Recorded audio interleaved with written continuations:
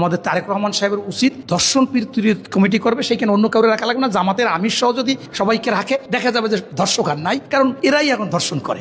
জামাত আসলে কোনো মানুষের মধ্যে পড়ে। রংপুরে এক নেতা, বিএনপি নেতা, বড় কোনো নেতার জন্য, নেতার মনোরঞ্জনের জন্য 15-16 বছর বয়সী মেয়েকে খুঁজছে।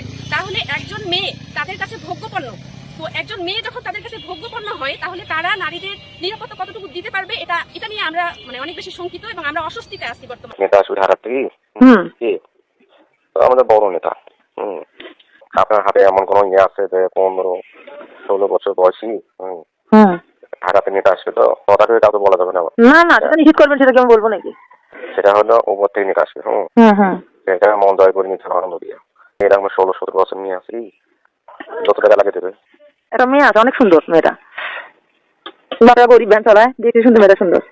রংপুরের পীরগঞ্জ উপজেলার কুমিরপুর ইউনিয়নের সাধারণ সম্পাদক বিএনপির আবুল কাশেম আকুদ তাদের দলীয় একজন নেত্রীকে ফোন করে বলছেন যে তাদের দলের উদ্যতন একজন নেতার মানে তাদের শারীরিক চাহিদা পূরণের জন্য একজন ইয়াং 14 থেকে 15 বছর বয়সী একজন তরুণী দরকার, সুন্দর তরুণী। তো তিনি এখান থেকে বোঝা যায় আসলে বিএনপি তার নেতাকর্মীরা এই 2-2.5 মাসের মধ্যে এই দেশকে কোন পর্যায়ে নিয়ে যাচ্ছে, তাদের হাতে আসলে দেশের মানুষ নিরাপদ কিনা। বিএনপির নেতা এনামুল মিস্ত্রি এই জায়গার জমি নিয়ে ভাড়া থাকে, আমাকে বললো যে আমার ভোটের পিছনে আপনি গেছেন, আপনাকে আমি একটা কার্ড দেবো, একটা ফ্যামিলি কার্ড দিব।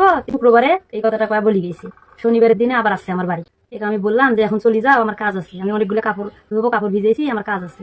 সে আমাকে অনেক খারাপ আর কি কথা আচরণে আমার সাথে কথা বলতেছে। আমি তাও বলতেছি যে এখান থেকে চলে যান, সে যায় না। আমি কলের পাড়ে গেছি, আমার ওই জায়গায় যায় আর কি সে খারাপ আচরণে আমার সাথে দুর্ব্যবহার করার চেষ্টা করে। টাঙ্গাইলের মির্জাপুরে ধর্ষণের অভিযোগে জুলহাস মিয়া নামে পৌর বিএনপির এক নেতাকে গ্রেপ্তারের পর কারাগারে পাঠানো হয়েছে। বৃহস্পতিবার দুপুরে আদালতে হাজির করা হলে কারাগারে পাঠানোর নির্দেশ দেন বিচারক। 2 মাসে বিএনপির হাতে খুন হয়েছে 31 জন, ধর্ষণের ঘটনা ঘটেছে 14টি, বিএনপির চাঁদাবাজির খবর এসেছে 83টি, হামলার ঘটনা এসেছে 154টি। এর একটিতে সরকার কার্যকর কোনো ব্যবস্থা গ্রহণ করেনি। টকশো থেকে শুরু করে খবরের টিভি চ্যানেল পর্যন্ত প্রচার করলো যে লামিসার ইগুনি সুয়েল নাকি জামাতের একজন কর্মী ছিল, অথচ আপনাদের সামনে হাতে নাতে প্রমাণ নিয়ে আসলাম, আপনারা নিজের চোখে দেখেন আর বলেন যে লামিসার ইগুনি সুয়েল কোন দলের কর্মী ছিল। আমার কাছে খুব অবাক লাগতেছে যে তারেক সাহেবের দলের একটা কর্মী যারা হত্যা করলো তার মা বাবারে যায় তারেক সাহেবই আবার সান্ত্বনা দিল। শিল্পাঞ্চল রূপগঞ্জের মৈকুলি এলাকা, এখানে ভাড়া বাসায় স্বামী ইমনের সাথে থাকতেন 18 বছর বয়সী তরুণী মারুফা। কিন্তু অভাবের সংসারে একটু সুখের খোঁজে চুয়াডাঙ্গা থেকে আসা এই তরুণীর জীবন এখন বিষিয়ে উঠেছে এক লম্পটের অত্যাচারে। অভিযোগের আঙুল বাড়ির মালিকের প্রতিবেশী স্থানীয় প্রভাবশালী তারা পৌর বিএনপি সহসভাপতি এবং 5 নং ওয়ার্ড বিএনপি সাংগঠনিক সম্পাদক ফিরোজ প্রধানের দিকে। কইতাছে যে আমার সময় দেওয়া লাগবে। লঞ্চের কেবিনে নারী সহ ধরা খাইলো বিএনপির নেতা, হেরাবো দাঁড়িয়ে আছে, জামাতের কয়ে চালাই দেন, জামাতের কয়ে চালাই দেন, দাঁড়িয়ে আছে। কিন্তু হ্যাঁ বিএনপি আমলে নেতা কিন্তু কাউরে করে না, মেয়ে ধরা খায় না, যা ধরা খায় খালি জামাতের বলে দাঁড়িয়ে আছে না, হের জামাত কয়ে চালাই দিয়ে। আজকে বাংলাদেশের ধর্ষণের যে চিত্রগুলো আমরা দেখছি, বহু জামাত ইসলামের নেতা কর্মীরা ধর্ষণের সঙ্গে জড়িত। নেতা ডাইরেক্ট কয় আমরা বিএনপির নেতা, আমাকে কিছু করতে পারবে না।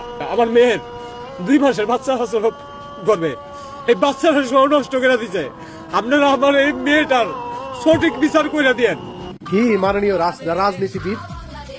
রাজনীতিবিদ এখন কি বলবে? সরাসরি ভুক্তভোগী কার নাম বলতেছে, আর যাকে করছে, যাকে অন্যায় যার সাথে হয়েছে, যাকে এভাবে দর্শন করা হয়েছে তার বক্তব্য এখন সোশ্যাল মিডিয়াতে ঘুরতেছে। এখন আপনার মুখটা কোথায় যাবে?